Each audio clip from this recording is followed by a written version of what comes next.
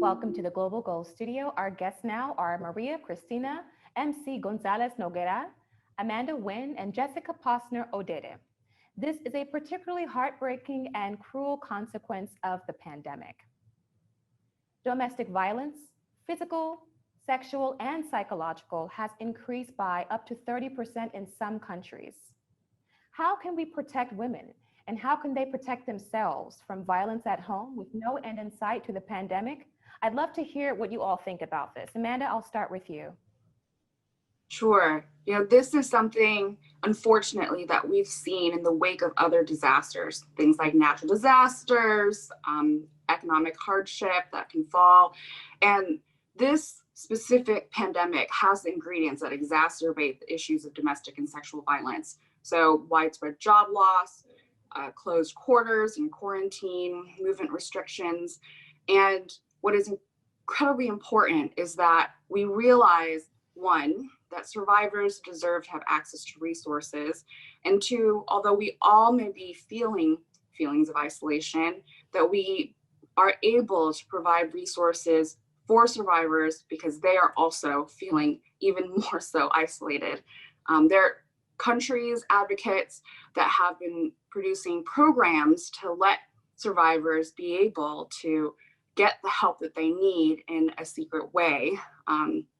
France, Argentina really spearheaded this. And here in the United States, my organization RISE created the Survivor Safe Haven program, partnering with private businesses in order to give survivors a place to go and get the help that they need. MC, you've worked in government. Obviously, the United States government can do so many different things. What did you learn there that you think government officials can do to help achieve the gender equality goal? I think first and foremost is recognizing where the gaps exist, and also then recognizing the responsibility and the duty that, for example, the U.S. government has. And certainly, Mrs. Obama saw that really clearly when we launched Let Girls Learn. And that was really about pairing developed countries with underdeveloped countries around education for young women and girls. And so I think that government needs to understand its role and its responsibility, quite frankly, in bringing some of these partnerships together, in funding some of the policies that help to continue to eliminate,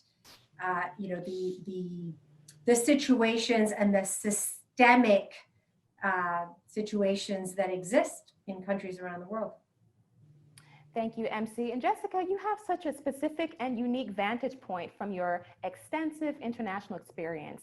What do you think about that?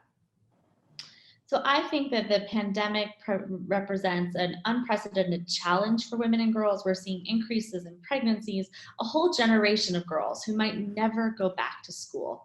Imagine the impact of that.